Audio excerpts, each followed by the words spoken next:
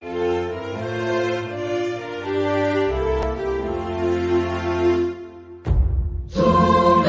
sote na tushereke pamoja ushindi kwa ukombozi wetu. Tujitoe wenyewe, tusimame pamoja kulinda uhuru na umoja wetu. Enyi Bwana na binti wa Afrika, mwili wa jua, mwili wa anga, tuifanye Afrika mti wa uzima. Tuungane sote tuimbe pamoja, kuenzi shikamano hatima yetu. Tujitoe wenyewe kupambana pamoja, uhuru na umoja vitawale. Enyi Bwana na binti wa Afrika, mwili wa jua, mwili wa anga, tuifanye Afrika mti wa uzima. Tuungane sote na tujibidishe kutoa kilicho bora kwa Afrika, chimbuko la wanadamu, chemchemi ya utamaduni, tumaini letu wakati wa mafarakano. Enyi Bwana na binti wa Afrika, mwili wa jua, mwili wa anga, tuifanye Afrika mti wa uzima. Today we talk about unmasking food safety. We talk about unmasking food safety. Remember, every Saturday we have a show that is purely on consumer rights, and this is Humanist TV Africa.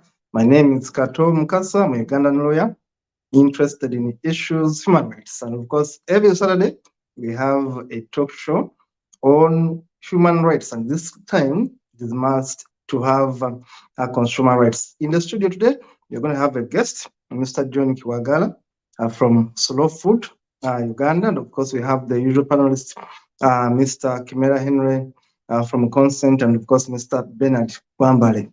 Now in the studio it will be Dennis Bongole to do the production. We will most welcome my colleagues on the show, Mr. Kimera, Mr. Kwambale, and of course Mr. John Kwagala. Mr. Kimera, most welcome.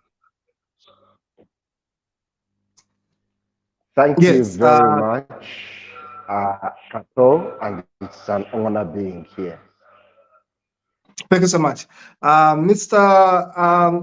John Kiwagalo, if I make a mistake in the spelling pronunciation, please bear with me. Mr. Kiwagalo, most welcome on the show. Thank you so much. You shouldn't worry much about the pronunciation. Otherwise, my name is John Kiwagalo, and I'm glad to be here. Yeah, thank you so much. And of course, be ashamed because I'm from Uganda, I'm from Central, I should be able to speak every name properly. And now, Mr. Kwambale Bernard, most welcome, and of course, give us a recap for the last show. Okay, thank you so much, Mukasa, and thank you, John, for joining us. Henry also for joining us after a trip last week. I know we missed you last week. We're grateful you're back. So I want to thank you for offering the time and also for hosting us, Kato, again this Saturday. Last week, of course, at our same time, we were discussing issues around consumer rights and responsibilities, aware that last week we were commemorating the Consumer Rights Day on the 15th. So we had to really brainstorm on why this day is important, what is the origin of this day, why do we commemorate it, when did it start, where did it come from? So reminding ourselves of why this day is very important to consumers, of course, looking at each and every person eats food, but also looking at the services we consume. We had to go into the details of what these consumer rights would mean actually to us, and why it is important for each one of us to have these rights at the bottom of your heart and being able to have them with you everywhere you go, whether you're going to seek a service or whether you're going to pick up a good or a product from wherever you're picking it. What are those rights that protect you as a consumer? So we're able to go into the details of the 8 rights of the consumer, but also we're able to remind ourselves again of the 5 responsibilities of a consumer, that for you to be able to have these rights, you must have your responsibilities well done. And then, of course, we're able to also brainstorm on a few things why consumers are not able to have their rights fully, looking at the gaps here and there, which we shall expound on a little bit more during the course of this session. And of course, today now we come to build on what we had last week, but basically looking at now the different food safety hazards and unmasking them. Looking at now, Slow Food came up with a documentary looking at the different aspects around the food safety hazards at the different value chains.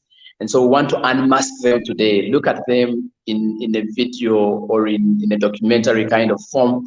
And also we listened to our colleague, John Chuwagalo, looking at why that documentary was played, why we wanted to sensitize our people using videography or something of the sort.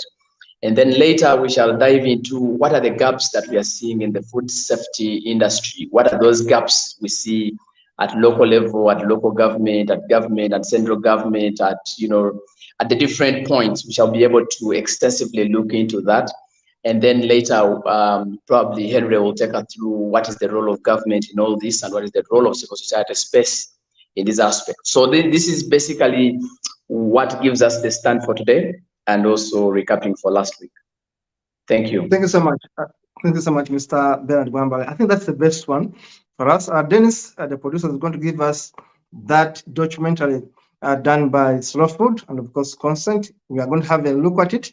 We're going to have to watch it. Then Mr. John Chuwagalo will be able to give us a commentary after the documentary is done. Let us have it. Dennis Bombole, please give us that documentary from Slow Food. We are getting a lot of problems linked to food. Emmere emumu esangibwamu amayinja, esangibwamu ttaka, esangibwamu obusa bw'ensolo, esangibwamu obwoya bw'ebisolo. Wabaawo asobola okuwanvuya ku ddoboozi ayambe emisomo gye mu bantu abantu tutegeere. The level of awareness of our communities on what it costs to maintain food safety is really wanting.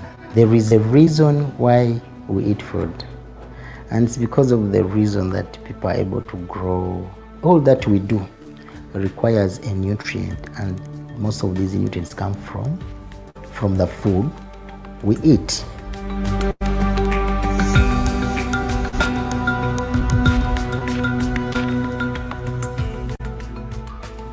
Agriculture is the major sector in Uganda and also the main socio-economic activity in the country.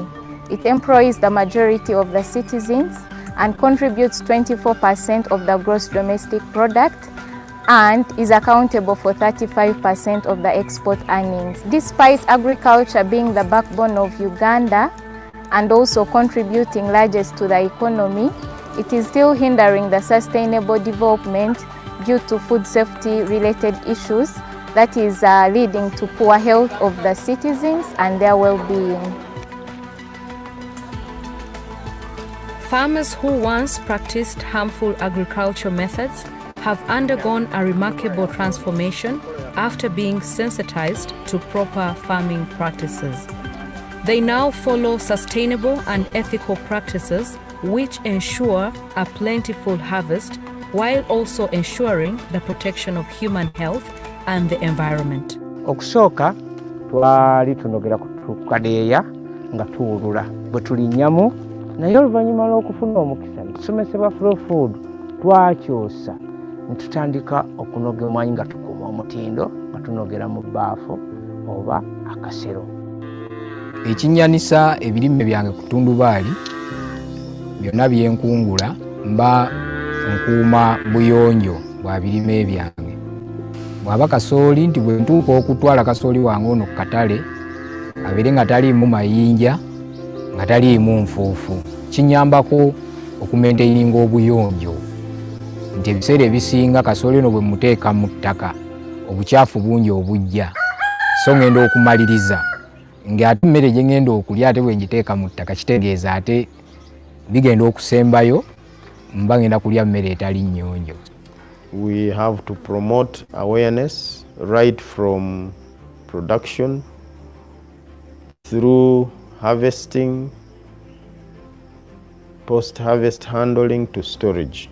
And even the consumers have got to be made aware of the dangers that may arise out of poor production, poor processing, or poor storage. Process play a crucial role in adding value to agricultural products by implementing better food handling methods to ensure better food safety. Nze siri mulimi naye ndi musuubuzi w'ebinyeebwa okusingira ddala nga mbisuubula mu mpeke ate nembigattako kye bayita value addition nembinyiga oba nembisekula mu powder form oba mu paste oba bikolamu kye bayita OD. Ebinyeebwa bino mbifuna okuva mu balimi. Biyinza osangibwa nga abalimi babyanise bubi, ttaka lingi, tufuna ebikozesebwa ng'obutimba n'amatundubaali ne tunyeenye ettaka lyonna ne tulaba nga liggwamu ne tufuba okulaba nti nno tujjamu buli kasasiro alimu. Bwe tumala okubironda nga biyonjo weba bizze nga bikyalimu bibisibisi twongera ne tubyanika ne tugenda obikolako nga bimalidde ddala okukala oba ekinyeebwa ekinyuma okulya oba okunyigamu enva kyetaaga nga kikalu ddala ate nga kiyonjo. Tufuba okulaba nga abantu mbawa ekintu ekirungi nange kyensobola okulya n'abeewange nkozesa kyetwandiise omulawo oba omuti omukalu bwe mba nkuba ebinyeebwa bino. Ekyuma kirina ekintu ekyetolola munda ekyo ekikuba ebinyeebwa kiba kyuma, nze sikiwagala nkirekayo ne kikola ng'omuti nti sikiwagala nti buli woowagala ekyuma ekyo kiba kisala nnyo yesu kirungi naye obuntu buli obuvaako nga bawagadde erusi buyinza okugenda mu binyeebwa. Kati nze nkuuma ekyuma ekyange nga tekiwagalwa ne kisigala nga kigumu tekirina wasala ne kiba nga kikuba bukubi nga wonoosekula ekintu n'ekinu ekiba nga kikuba bukubi nga kyuma buuma. Kati mu kutabulamu mu binyeebwa ebyo era nkozesa mulawo nti ekyuma kirina we kiba kikubye omulawo ne guvaako akati omuti tegulina bulabe eri muntu. Naye w'okozesa ebintu bya plastic ng'essowaani bwe kyatikiramu muli ne kibikubiramu kireeta obulabe eri abantu.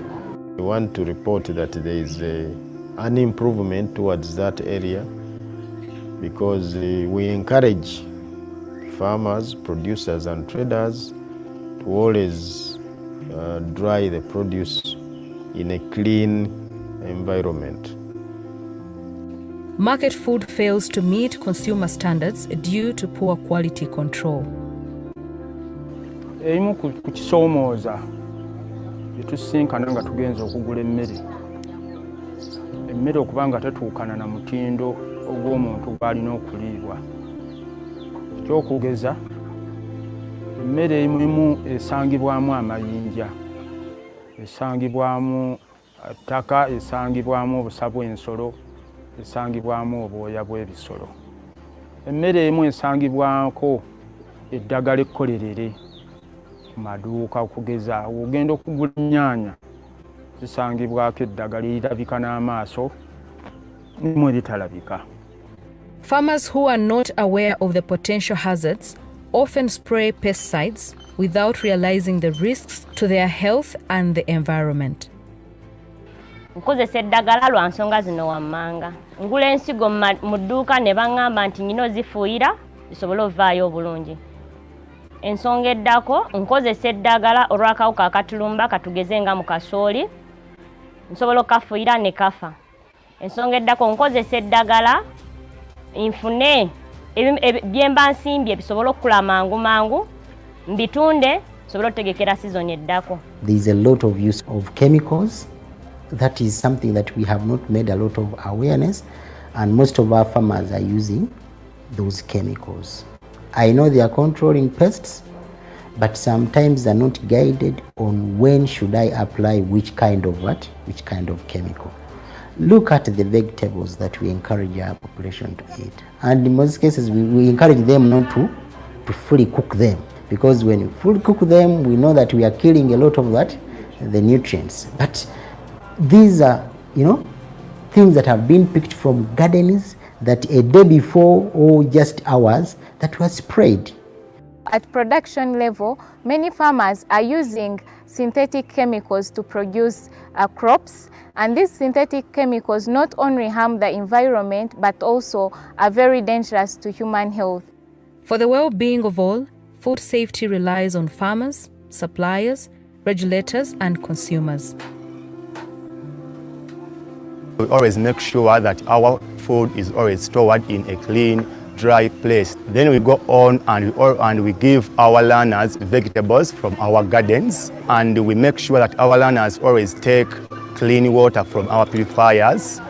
Then we make sure that these learners, they first wash their hands before eating food.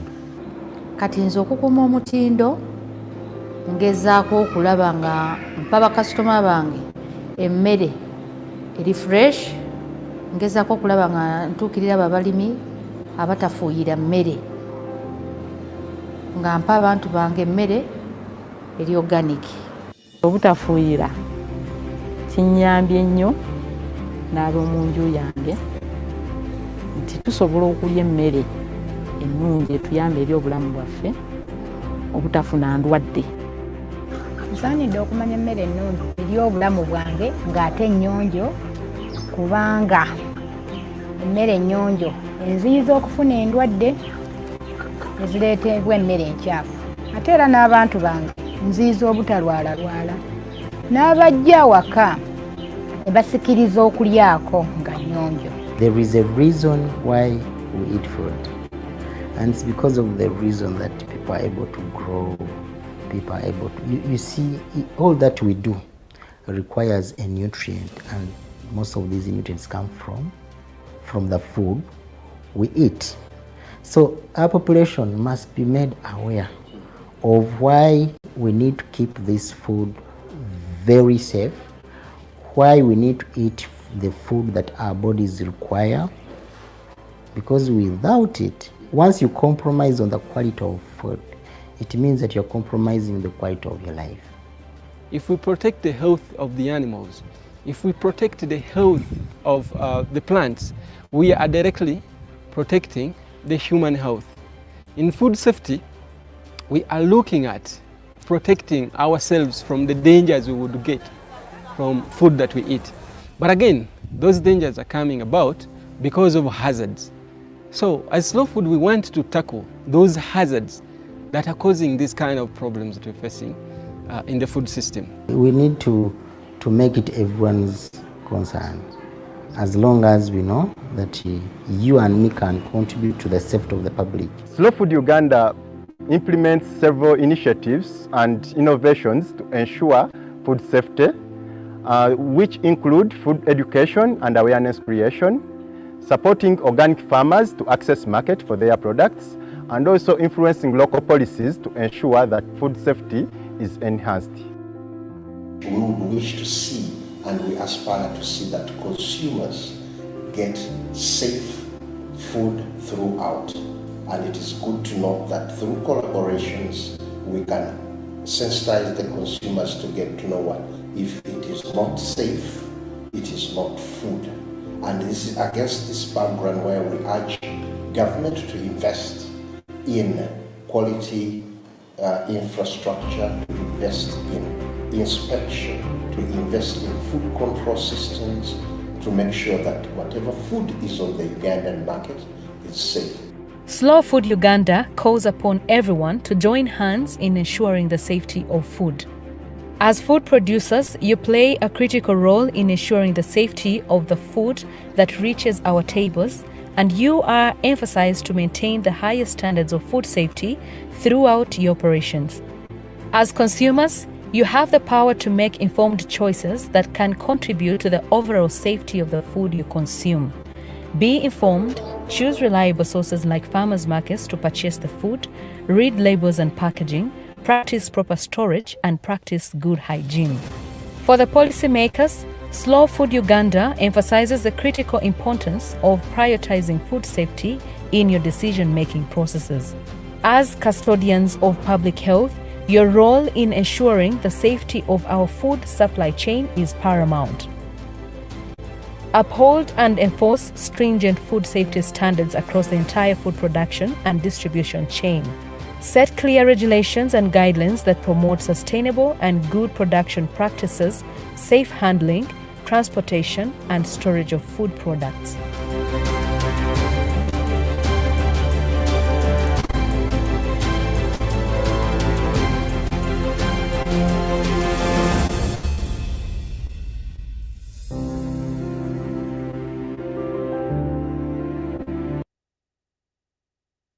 Wow, what a wonderful documentary. And I like that tagline. If it is not safe, it is not food. I think this is the best documentary I've watched this week.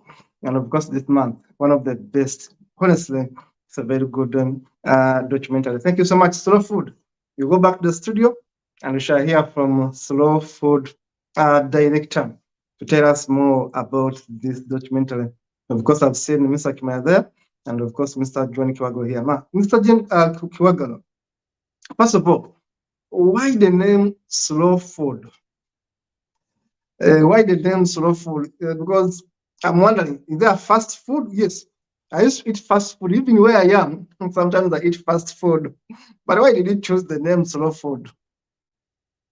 Yes, thank you, Mr. Kato. I'm glad to be here at Humanist TV. My name is John Chiwagalo. I'm the head of programs at Slow Food Uganda. Yeah, the question is very good, actually. It is being asked wherever we go, but why Slow Food? Why the name Slow Food? And sometimes others add on why the logo having a snail. Yes, it is Slow Food because it's actually, it literally means sustainability. It is basically the opposite of fast food. So we call it slow food because we are promoting that food which has to grow in its natural state. We promote that food which you should prepare in its natural way, that you don't need to be so fast for you to have that food ready on the plate. It has to be natural. If it's beans, there is a specific time you have to take while you're preparing beans. And if it's greenies, for example, amaranthus, there's also a specific time you have to take while you're preparing that amaranthus. It doesn't mean that if you prepare amaranthus for some minutes, it's the same way you have to do with beans. So if you feel like you have to prepare beans as fast as amaranthus, just know that your beans are not good and they are not slow. So that's why the name Slow Food comes up. And even when it comes to production, if you're growing food and you feel like you're growing, for example, banana, and you know that a banana to be mature, it takes 9 months. And for you want one for 3 months. There, it means that it will have an impact on either your health or the environment, or both. Because at the end, you have to use a lot of synthetic pesticides, chemicals, for you to bring up this item at the fastest speed, which means that at the end, you're harming the natural state of the environment. So this is why slow food, this is why the name Slow Food. And the logo itself is a symbol that you go slowly, but you leave a mark. You don't just go to, just to reach where you want to reach. However, I just want to give a small background about Slow Food. Slow Food Uganda actually is an organization which is registered in Uganda as a non-profit organization, and it is part of the Slow Food International Movement, which is in 160 countries. And Slow Food Uganda works. Slow Food works to achieve 3 strategic goals. One is to preserve biodiversity. The second one is to educate people about food in a holistic approach, and also to influence public and private sector to ensure that people access food that is good, clean, and fair. When I talk of good food, it's that food which you grow, it's that food which you eat and doesn't harm your health. It's that food which has the natural sensory values in it, and it's that food which you eat and you feel that you're eating it, and like that exact item. And clean food is that food which you grow and it doesn't harm the environment. That you grow and it's in its natural state. And also fair food is that food which is caring for both the producer and the consumer, that it should be that food which is accessible and affordable to everyone, but also taking care of the people who grow it and also taking care of the planet. So basically this is about food. Thank you so much. This very well explained. Now I understand why eating fast food is so bad and why slow food is the right name now. I think you have the best name. And I'm also understanding that this is a global movement of slow food. There are other countries where slow food is. In fact, we need to preach slow food. We need to preach slow food. The Baganda have a saying that echukula mangu, chifa mangu. Yes, my grandfather used to say that. Echukula mangu, chifa mangu. And the Baganda have another saying, bugusimuliro. When something very fast, it doesn't ensure that it's going to actually cook the best meal. Yeah, it may be all bubbles. So slow but sure. Now I get the name. Now going back to, yeah, it's a very good name. Honestly, if our farmers and generally people in Africa could appreciate the meaning behind that name, that let us be slow but sure. The way we plant our food, the way we harvest it, the way we make it ready for the market, the way we prepare it, if you are slow but doing the right thing, you shall have less cancer, you shall have less problems. If you had that philosophy in our lives, it would have been better. But today, of course, in a capitalistic world, as I was saying, it's all about profits, it's all about money. Let's go back to your documentary. It's a very good documentary. For those viewers who have been watching it, there was a commentary going there. It was, by the way, in small letters. I wish it had been made a bit bigger, but there was a commentary. If you go back to watch it, whoever wants to watch this show, please go back and find a way to look at the interpretation down there, because some parts were in Uganda, yes, but there was an attempt to interpret everything in English. But in a sense, what I learned here is that Slow Food and Consent did this documentary to show us the dangers people do in terms of food safety, but also the good practices. Because I've been seeing one person explaining, someone who does a bit of grinding of groundnuts, was explaining some bit of it. Now, let me ask you a question here on this commentary, on the documentary I've made. What motivated you to make this documentary, and what impact so far has it registered? Yes, thank you, Omlongo Kato. To talk about this documentary, actually, Slow Food Uganda and Consent start together to see how can we unveil those practices which people are practicing in communities, not knowing which impact they bring about to the other colleagues or to the people in the communities they live in. So through this, we came up with this documentary. This documentary brings both the positive and the negative practices. Or it gives you what you would do, and also those practices you have been doing, which might be actually good, or even those which might be bad, but not knowing. You're just practicing because it's a common practice you have been seeing practiced by different people. So with this documentary, we actually thought of showing what exactly makes food be unsafe for people to consume. And food safety, in most cases, when someone talks about food safety, they think of that food which is already on the plate. If someone gets food and they cover it, because in their primary they were told that you should cover your food, for them that they think that is all. Yet there are other practices which may have made this food unsafe for you, however clean on the plate it would look like.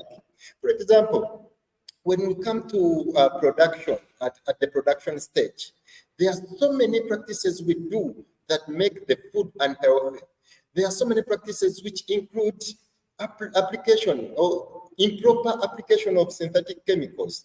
That someone is growing a certain kind of food, and at the end, you find that they overuse chemicals, which at the end are going to affect the consumer who's going to be consuming these chemicals. Now it has become a common practice that for a consumer to go to a market to buy tomatoes, if they don't see the white substance on the tomato, they don't take it as a good one, because they think this tomato is going to rot very soon. Yet they want to keep this tomato for a long time, not knowing that that chemical which is keeping the tomato for a long time is going to be in their stomach, and it's going to cause a very big damage to their health. So these are some of the practices people like apply, not knowing that they are affecting their lives or they are affecting their children. You find that a certain, for example, a farmer and a stakeholder can be a school. They get food, they just keep it on the floor. It could even be wet floor. There could be running water going through the food. And at the end, it gets those, the molds. It gets the molds. At the end, you find that this food is having aflatoxin. And when people consume aflatoxins, it's even more dangerous than consuming a rat poison. So people don't know that those aflatoxins are affecting them when they are consuming. And for our children who are at school, of course, they just eat whatever is brought on their plates. But what are the teachers doing to ensure that the food which is to be served for the children is safe? So we had to unveil all these practices. And another thing I would mention about, there are some, for example, there are some practices where people can transport food in a way that they don't care how they transport this kind of food. When you look at the start of that documentary we have just watched, there is a segment where they showed people transporting cassava, and they had seated on cassava. Let's assume if someone is traveling and they just want to ease themselves in the other way around. Oh, do you think they would tell the driver that, you know, use fast stop, I want to of course they would, I mean, they will just do whatever they want. And at the end, the most dangerous of it, these foods, some of them are fresh ones that you can just even eat, that you don't even need to boil or to steam. For example, the fruits. Someone can be transporting fruits, and at the end they sit on those fruits. Then after you just come and you eat that mango, even without our children, they don't even wash the mangoes. At the end, the food which would be eaten by them is contaminated. So all of these practices, when you look at all these practices, have led to a lot of food safety issues. And when you look at our video, our documentary, it has a call to action to all categories of people, to the farmers, to the consumers, the policymakers. And it's very critical for the policymakers actually to take note of this call to action, because they actually, if the policymakers put in place incentives which are supporting our people to understand the dangers which are in consuming unsafe food, it would help all the stakeholders, including the farmers, the traders, the transporters, to ensure that at least they have to make food safe for the final consumer who would be consuming it. So this is the very reason as to why Slow Food and Consent came up with this documentary of food safety. Thank you so much, Mr. Kiwagalo. Thank you so much. That is the nice one. You talked about the way people transport food items in Africa, and I was laughing at myself because I have eaten stuff that is actually, I was going to use a Uganda word, but of course my viewers won't understand it. But let me read that. Now, honestly, if someone is sitting on my food and is more likely to urinate on it, then I'm going to eat contaminated food with urine. It's dangerous. It's dangerous. Now, having said that, your documentary is spot on. In fact, my worry is that we have been made to think that without fertilizers, without chemicals, we can't grow food in Africa. At least let me talk about where I come from, in Irweng. When I was growing up in the 70s and 80s, I never saw, even when I was a baby, I never saw my grandparents going with chemicals to spray on our food. I never saw that. In fact, I began seeing chemicals in the 90s. I began seeing chemicals being put on our food, and in the late 90s around there. Now, today, our soils cannot produce the best food we used to have. In fact, to have a better yield, I have to leave my soil, my farm, some parts for some time, say a year, to regain their fertility. Now, our soils have been conditioned to a way that without fertilizers, nothing can come out. I was planting eucalyptus trees about 3 weeks ago in one of my pieces of land. But people are telling me I have to put their fertilizers to plant calitonsi, to plant eucalyptus trees. It's a shame. It's a shame, I'm telling you. So, having said that, you people, you need to teach us so many things to save our environment. Let me go to Bernard, then I'll go to Mr. Kimera. Bernard, your role here is to tell us your part in terms of, because we're going to look at what are the challenges here we face, but also Mr. Kimera will talk about the NGO part. Let's listen to Mr. Bernard's take on this. Thank you so much, Mukasa. And thank you, John, for taking us through very important aspects on slow food. Slow food alone is just a statement of safety. And I was now combining slow food with consent, because consent now basically means that whatever service or good or food you're going to eat, you've consented to eat it. So when you look at the slowness of the food that he talked about, and then you consent to eat it, then it means that these two comrades were able to do great work. Now, of course, I just wanted to first give a comment on where you stopped about pesticides and fertilizers. You've heard of antibiotic resistance. So I am now thinking that even the soils are now resistant to their biological systems, because we have gotten used to using wrong compounds in treating or in production. So the soils are also tired of them, and so they have become resistant, that they cannot support the production of food.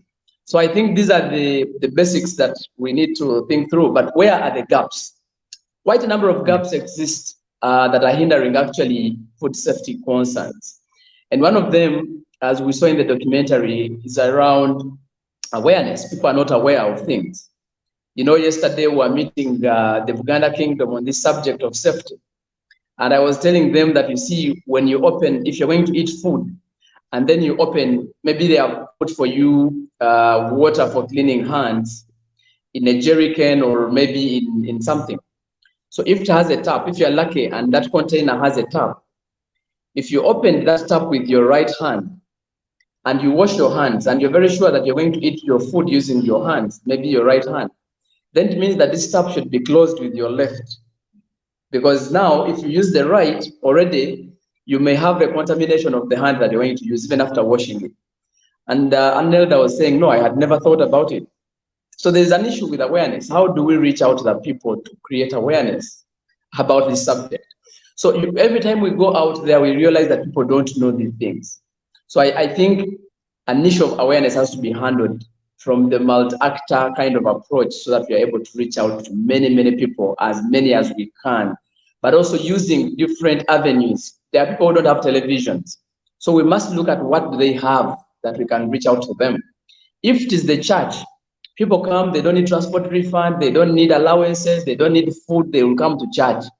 Then we would rather move away from preaching the gospel of love one another, and we go into the gospel of food safety, so that people understand loving one another from that perspective.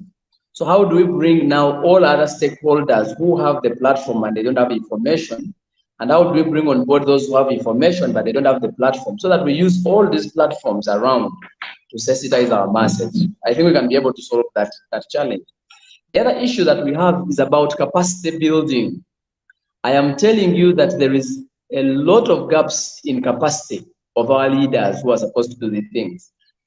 You know, we have extension workers in the communities down there.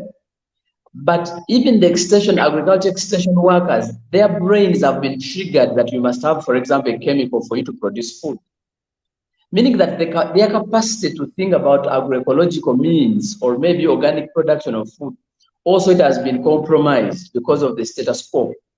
So there is an issue when it comes to capacity building. People's capacity, our technical persons in the field, they don't have this capacity to deliver these things. This is research information. It's not that we are guessing, but this is it. You will find that we are talking about food safety, but even the district official whom you would think that perhaps would be the relevant person in this subject, whenever we talk to them, it's like they're hearing it also for the first time. But these are the technocrats that are supposed to be supporting communities to reach out with this kind of information. I think somehow the education system here seems to be tagging us away from the reality. And so we start studying wrong things. But so there is a very big challenge with capacity when it comes to the local systems, when it comes to people who are supposed to deliver this message. I have seen my colleagues who are nutritionists. They're in the hospitals basically managing malnutrition and not managing the causes or risk factors of malnutrition. And yet food safety is an issue. Someone has access to over 300 people on a daily basis in the hospital who are coming to seek medical support because they are sick of foodborne infections, but we're not giving them the information on foodborne illnesses. We're not giving them information on food safety. And yet the cause or the risk factor to their disease is actually food. So there is a gap there when it comes to capacity. People don't have the capacity to sensitize masses actually, or to reach out to the masses with this subject. The other issue is around research. A lot of research has been published, but then you realize that the recommendations in those researches have no solutions. Because in my view, research should come with an innovation that is bringing a solution or an innovation or an alternative to a particular thing that we are fighting. So you realize that many of the researchers are giving us more or less of qualitative and quantitative stuff, but when it comes to the realities of coming up with innovations or solutions to handle these challenges, they are still minimal. We've been talking about aflatoxins for so many years. Until some time back, research came up with something called Aflasef. Aflasef was something that was, it was a biosolution to eliminate actually aflatoxins, so to prevent aflatoxins. But I want to tell you that 10 years ago, we've been talking about Aflasef, and the farmers have no access to Aflasef up to now. So how important would that research be? We've done it, we have come up with a product, we've tested it, and it's working. But the farmers are not able to access it because of these funny things of copywriting and, you know, it is someone's product and it is not on. So why did we invent it in the first place? These are 10 years. We're talking about 10 years. I and Henry just visited the guys who came up with Aflasef, who funded this project where we were coming up with Aflasef. And we asked them, 10 years down the road, the product is on the shelf. And we are busy talking about aflatoxins and people are asking us, where is the solution? But we made it 10 years ago. So how relevant is research to addressing these challenges is my concern. There is a gap there. How do we use research productively? I'll stop you there for now. Yes. Thank you so much. I'm going to stop you there for now and bring in Mr. Kimera to give us the role of CSOs. We know consent is a CSO, slow food is a CSO. Yes. What are you guys doing to fix these challenges? Mr. Kimera, over to you now. He seems to be having a network glitch. I can see his computer there. Yes, Mr. Kimera, now let's go back to Mr. Kimera. Can you hear me? Mr. Kimera, can you hear me? I see him moving up and down for network. Yes, that's our network issues in Uganda. Let us go to Mr.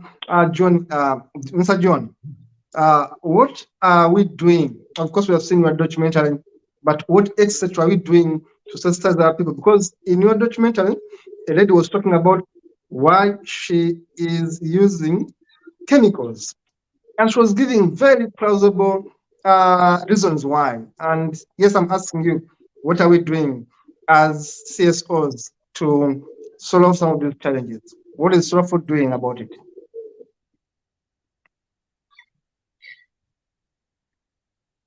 Jen, you have to unmute a little bit. Unmute yourself. We can't hear you. Unmute. Okay, Jen. Unmute yourself. We can hear you. Unmute. Yes. Good. The Jen, you have to unmute unmute. you. Unmute. There's a button there. Unmute it. Yes. Okay, you're now good. Jen, you can speak to us. Please go ahead. Yeah, sure. Okay, thank you so much. Thank you so much, Mr. Kato. For CSOs, actually, there is a lot of work being done by CSOs. One, there is a lot of work done on food education that the communities made aware on how they should practice sustainable agriculture. The communities are taught on how to practice agroecology, because these are practices there like long time ago, and these practices are now being compromised by the upcoming practices which are brought up by the profit-oriented companies. So the communities are educated to ensure that they can be able to understand how to practice sustainable agriculture. Secondly, the CSOs are working to advocate for better policies that can support production for our leaders to put incentives and stringent measures that ensure that our food which is being produced does not harm the environment, but also the people. And lastly, the CSOs are working in collaboration. That, of course, there's no any single CSO which can come up and solve all these issues we face in the community. So there is a lot of work being done to ensure that the partners collaborate so that the people are supported in a way that no one is left behind. With those few, there are so many other incentives, but of course, because we have a limited time, we shall also be sharing. Thank you so much, sir. We shall get you back. We shall get you back, Mr. John Kiwagalo, to give us more about this. Now, Mr. Kimera Henry, you are the consultant here for many years, working with consent. We would like to hear from you on CSOs. And I have to say, I'm happy. I've read through a document you shared from the government of Buganda. The government of Buganda, where I know that much food is got from, used to be from Central, used to be. Today, statistics are skewed a bit. These guys in Kasese are giving us food, guys in Mbara are giving us food. We used to be the food basket of Uganda. I don't know whether we are still. Now, since we have got this arrangement with the government of Uganda, may you please tell us what's happening and how are you going to benefit from this agreement, this kind of deal, let me call it like that. You are going to explain to us the government of Uganda, is it working with consent, and what are we going to gain from this kind of thing?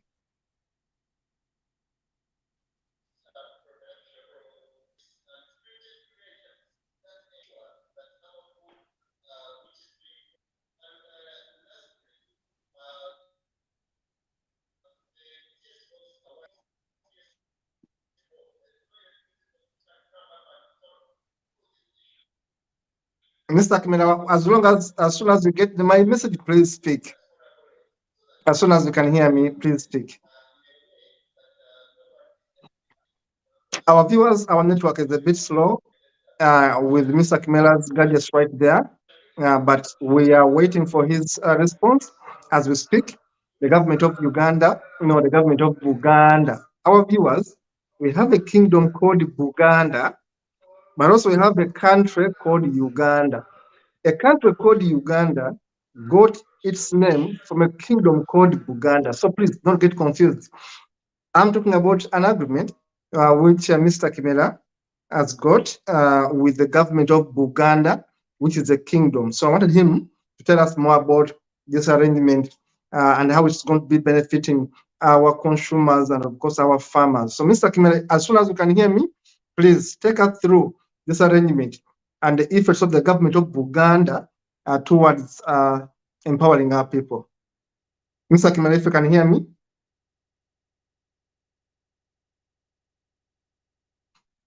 There we have challenges with Mr. Kimera's internet.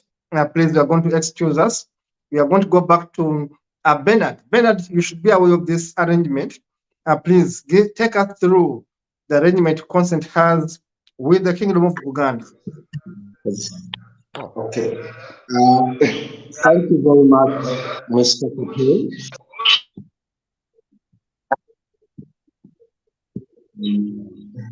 So I thank you for the opportunity that their technology is a challenge, and yes. what I have done, I've borrowed a gadget so that I can talk to you. But it's like okay. I was telling you earlier, that I will never stop thanking you for giving us this opportunity, and also thanking your colleagues and the team at the Humanist TV Africa every Saturday, facilitating us to do not only sensitize consumers in Uganda, but also going into the African continent and then going to the other global continents.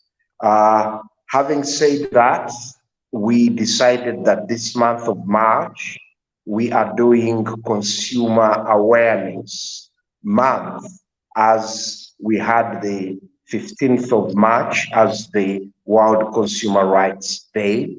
And like I informed colleagues earlier, consumer rights are recognized universally, and the UN put together the consumer protection guidelines, which have been signed by our respective governments. So some of the aspects, all the aspects that we are discussing are enshrined in the consumer protection guidelines assigned to by our respective governments. So having said that, viewers, we reached yesterday the climax of the journey that we started some 6 months ago, having the Buganda, or the Kingdom of Buganda through Bukadev, having started or knowing what we are doing as an organization.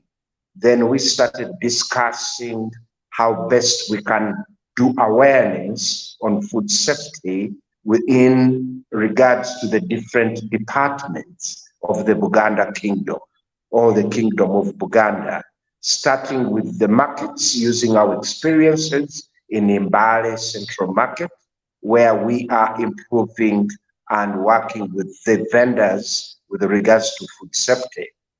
So we looked at food safety and what is part of it in markets, then looking at food safety in schools, food safety in all the Buganda institutions. So the curtain riser was yesterday on the 22nd, where we came up with a blanket declaration committing ourselves with the different departments in the Kingdom of Buganda, how best we promote food safety so that the consumers living in Buganda, or the central region, it is a cosmopolitan region where the capital city is, where the majority of the citizens, what I would call the global Uganda, is concentrating, where it comes to work and seek a livelihood. So what we thought strategically as we are promoting food safety, which institutions should we work with? Where are the food soldiers? Who can talk about food safety? Our mission is to work with the kingdom and its institutions so that the Buganda Culture and Development Foundation spreads the news of food safety being healthcare, food being medicine, so that through the markets, what they call the royal markets, they observe food safety, where the different tribes, different religions, different creeds of citizens in Uganda are within the Kingdom of Buganda and the Central Region. If yesterday we had the opportunity to have the Masaza chiefs, we had the opportunity to have the extension service providers from all the kingdom establishments, and we told them about food safety. So through this declaration, we are going to do how to use the integrated pesticide management and disease control, good agriculture practices, to do with understanding the food systems, understanding aspects to do with regards to consumer protection agenda. How do we talk about food safety? How do we nurture the quality culture? And we only didn't look at us as elders. As Kato, you recall, I've always told you that we would like to nurture the young consumers who form the majority of the global population to understand, because the young people are the majority. When they demand, the market responds. So we would love them to demand sustainable, safe food. Once they demand sustainable, safe food, then the producers, people in the food business operators will respond to the young consumers' demands. You'll appreciate that Chikomando fast foods are thriving because they are demanded by the majority. So this is how we are trying our level best to look at different sectors, work with different players. And that's why we are saying partnerships can deliver. So as Slow Food was unmasking the hazards of that are impeding food safety, we told them on Friday, on Thursday, on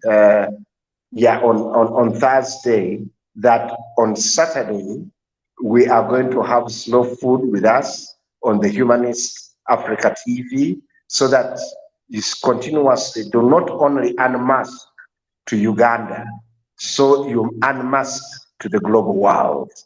So having unmasked to the global world, is the next, yesterday, I was still with Slow Food. We went to BBS, continued to unmask the vagaries of food safety that are impeding food safety. And then we went back to the Buganda Kingdom, or the Kingdom of Buganda, to talk to all the Masaza chiefs and talk also to the extension service providers. Kato, I'll tell you one of the best recommendations that came out. That Burunji 1C is about infrastructure, making roads, improving wells. But the Masaza chiefs said food safety is going to be their top agenda at the Burunji 1C. That all the energy used when they are doing this noble cause can't be realized if the participants of Bulungi Bwansi community work are sick because they consumed wrong food. Then it came to the schools. All the heads of the schools that attended said food safety is going to be their agenda because they cannot teach sick children. And sick children, if they are sick, then there is no future. And then they also mentioned that we cannot have a healthy, progressive, productive nation with sick citizens. So the Buganda Kingdom, which we are calling the Blanket Declaration, we are sharing it with all our partners and laying the ground that partnerships can deliver so that we go to all the counties, to go to schools, go to farmers, like slow food is in the Saza of Bugerere, and the aspects in Kayunga, and the aspects in Mokono, Buyikwe. Slow food is very active there, promoting sustainable agri-food systems, promoting agroecology. We want to build on those successes. We are not reinventing anything. We are only building on partners' successes. So we are bringing in a new variable. And the declaration clauses, one of the declaration clauses is we are going to work together to make sure that in the Kingdom of Uganda, the highly hazardous agrochemicals are put off the market. And we promote integrated pesticide management, in that we also do research in regards to the alternative to the chemicals that do impede food safety, because food safety does not only look at the plate. Food safety starts with the inputs, the health of the soil, the quality of water, the practices as you grow food, post-harvest, looking at food processing infrastructure. Is it of good quality? You can produce a product healthily, of good quality, that is safe. But the way you handle it from the garden, from the farm gate, if it is good agroecologically produced, and then you dry it on the ground, you process it in non-food grade infrastructure, then the aspects of its sustainability and of good agricultural practices die away. So we are looking under this partnership, the food system to be of good quality up it goes into the stomach, where we are also looking at hand washing. That's when we brought in the young children so that we start nurturing a quality culture, a food safety culture, as food safety is everyone's business. Everybody has a role to play. But we start with us as individuals, then the civil society, we do awareness, then we call upon government as the duty bearer to take care of our safety, to play their role by doing a requisite investment with regards to promoting food control systems, traceability, inspection, surveillance, research, and investment in awareness. So, Kato, colleagues, all our listeners, that is how our declaration is, and it is more of promoting partnerships. Thank you very much. Absolutely. Thank you, sir. Mr. Chimaya, this is so good to know. I've been here smiling ear to ear, and I'm so happy that this has happened in Uganda. And I wish that actually it goes on, because I'm right now reading it. The Bulange Partnership Declaration on Food Safety, Sustainable Agri-Food Systems, and the Consumer Protection Agenda, 22nd March 2024 at Bulange Mengo, Uganda Kingdom. This is so great. I can see Consent, Bokadev, and of course other actors. To me, this really made me happy because, one, I come from Buganda, and Buganda has been hit hard. I tell you, where I come from in Rwengo, some people don't have food. Yet, we used to have lots of bananas, lots of cassava. Where did our food go? We are having the same soils, but with no food. So I'm happy that the government of Uganda finally, and I'll use this word strongly, is waking up. Is waking up to mind serious issues, not politicking, serious issues. This is the federal you want, if you permit me. The federal of having food on our plates. I used to work in Mr. Chimera. I should tell you this and our viewers. I used to work with the government of Uganda. I was working under the Central Executive Committee. I was working with those in Puga, Nambos. We are the first committee on land. I was working with those guys on land. And our work was to teach people about land use and land rights. The Nambos, the Segoners, the Pugas, the other lawyers. There were so many. But right now, I'm concerned with food. That's why I'm happy that Consent is having this program. If CBS would have a show or two each week, what you tell us here, and you tell to people on that CBS, than politicking and doing all these other shows, we have time for issues of food, issues of rights. I do think that our people in Uganda, because CBS is heard across the country, this is my plea, that we take this one very, very seriously. And I want to thank you so much, Consent, Mr. Bernard Gwambale there, Mr. Kimera, of course, John of Slow Food. Please, this is very good. Please continue. Continue, and I want to thank so much the government of Uganda for thinking about this. And please, if it means putting in money, because the government of Uganda has money, Bukadev has money, why not sponsor Consent? Yes, why not sponsor Consent to go to the villages and teach farmers better values, teach farmers how to be richer? Because someone who has money in the pockets will be able to make a better decision. In Uganda, people are given 5,000 to vote. People are given a T-shirt to vote, because they are poor. Because they are poor. Let us make our farmers rich. And of course, I'm talking about subsistence farmers in Rwengo, in Kayunga, in Bugerere, in Kasese. If you can allow our kings to be productive by empowering our people, kingdoms will have relevance, in my view.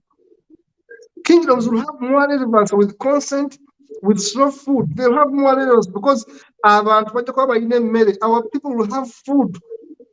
To me, I'm sorry to have said all this, but to me, this is very, very important that we put much emphasis on working with kingdoms. Slow food should work with kingdoms, wherever they are. Whether Bugere has a kingdom, it's okay. We should work with that kingdom. If Kasese has a Mumbere, we should work with the kingdom right there. Musinga, sorry. We should work with the kingdoms right there. So as we conclude, I'm a bit excited because I'm reading this partnership right here, and I'm seeing Bukadev, and I'm seeing CBS. I wish we use these for us to empower people out of poverty.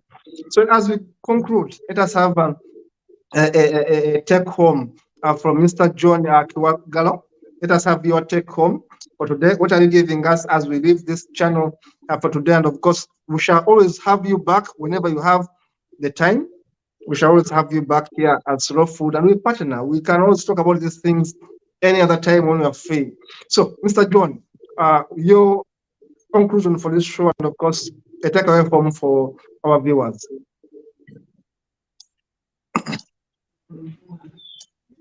Yes, Thank you so much, Kato, for giving us this opportunity. As Slow Food Uganda, it's actually a pleasure to share such initiatives to our people, but also to share what we know about sustainable food systems.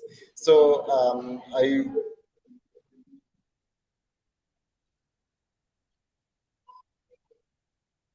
Yes, Mr. John, we are losing you there. Network, maybe.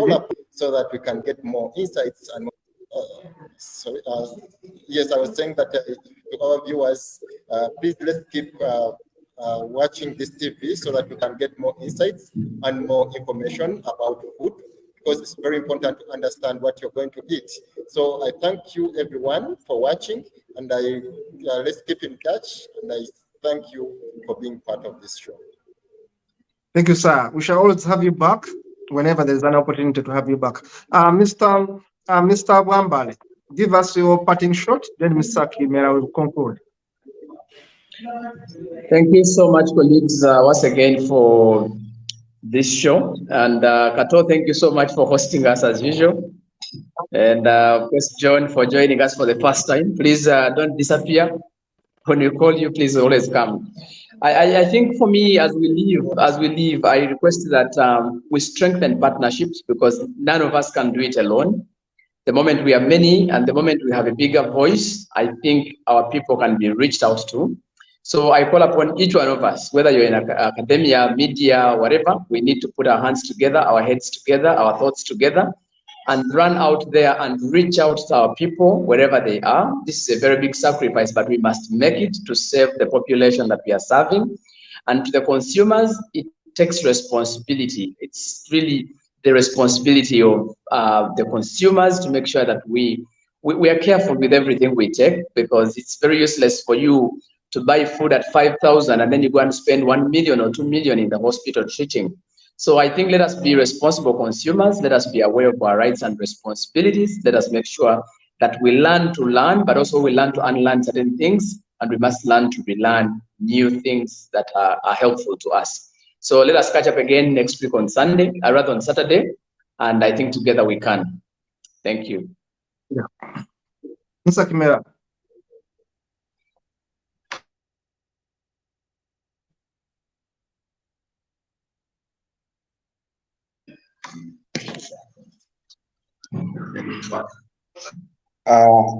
Thank you very much, colleagues. This is a beautiful discourse that we have had today. It has been rich. John, welcome on board. I would say, John, food safety series are going to go on the Humanist Africa TV for 2024, and this a consensual marriage that we are having with the Humanist Africa TV is going to be long-lasting, because it is adding value to the humanity, the humanists. And the humanists are not only Africans. We are 1.4 billion in Africa, but the few that are watching us, we call them ambassadors, because they will go on telling the others. The way we started it in January, it is proving to be a platform that we need to be in. And I would love and thank the consumers that continuously watch us every Saturday. And I would like to thank all the studios of the Humanist Africa TV, wherever you are on the global world, for continuously building the awareness. All that we are discussing on food safety cannot be done by individuals, but it can be done through partnerships. And food safety is everyone's business. And the advocacy message we would like to give everybody: talk to your government, because it is the duty bearer to guarantee life by investing in food control system, Food is foundation for humanity. Food is happiness. Food is togetherness. Food is everything. Food is healthcare. Food is medicine. And if it is not safe, it is not food. Thank you very much for this Saturday, and look forward to talking to you all next Saturday. Thank you so much, Mr. Kimera. Thank you so much, Mr. John from Slow Food. Thank you so much, Mr. Bernard Bwambale. And of course, thank you so much, Dennis, in the studio. We are happy we had you today. And I should tell you, each day I learn. But today, I was very happy to see another actor at Slow Food. Really, you are doing a very good job. I'm happy to see you there because I'm a farmer, small scale, and I eat food. Of course, I have children who eat food. So I'm very conscious to have food on the table. Thank you so much, Mr. Kimera. Thank you so much, Mr. John, and of course, Mr. Bernard Bwambale for making it today. And of course, see you in the next show. Thank you so much. Bye-bye. Thank you. Bye.